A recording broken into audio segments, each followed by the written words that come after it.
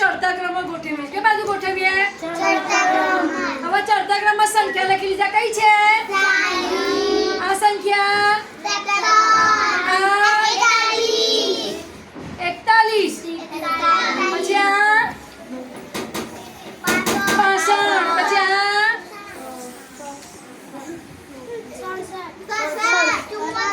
74. કઈ આવશે? અને આ 81, 82. પછી આ 89. શું આવશે? હવે સૌથી આ બધા સંખ્યા મોટી મોટી છે, પણ સૌથી નાની સંખ્યા કઈ છે? તે 41. કઈ છે?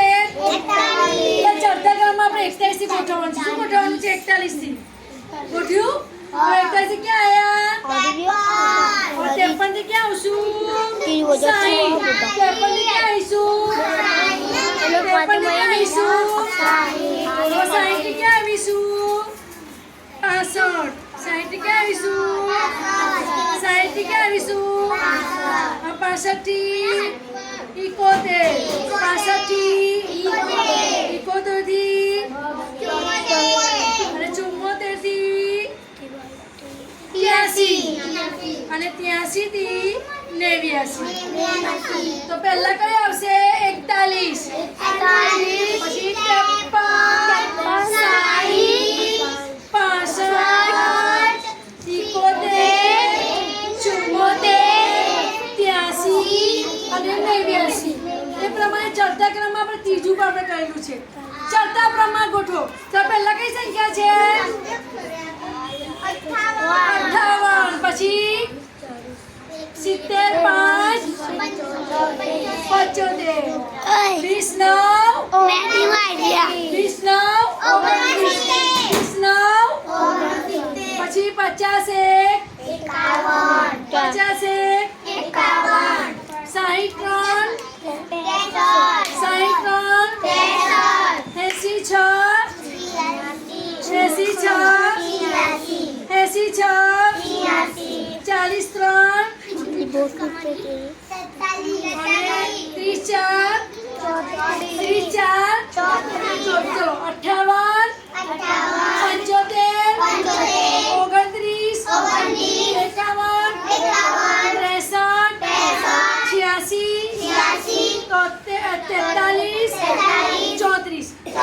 પહેલા નાની સંખ્યા કઈ છે?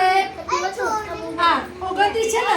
29 થી 34. 29 થી 43 થી 43 થી પછી 51 થી 58 થી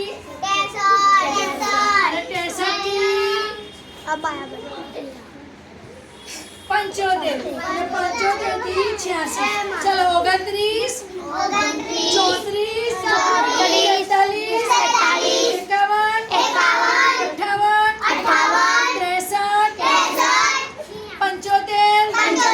85, આ પ્રમાણે ચડતા ક્રમમાં સૌથી પહેલા નાની સંખ્યા આવશે.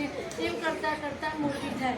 જેમ ઉતરતા ક્રમમાં સીડી ઉતરતા હોય તો મોટી સંખ્યા, નાની સંખ્યા, નાની સંખ્યા. સીડી ચડતા હોય તો ચડતા ક્રમમાં નાની નાની સંખ્યા, મોટી સંખ્યા આવે. તો આપણે આ જે ચોપડીમાં છે એ ક્વેશ્ચન તમારે જાતે ભરવાના છે. ચડતો એટલે મોટો, ચડતો એટલે મોટો અને ચડતો એટલે નાનો અને ઉતરતો એટલે મોટો. આ પ્રમાણે આપણે સંખ્યા ગોઠવવાની છે. જેને બેસવાનું છે તો બેસવાનું જ છે.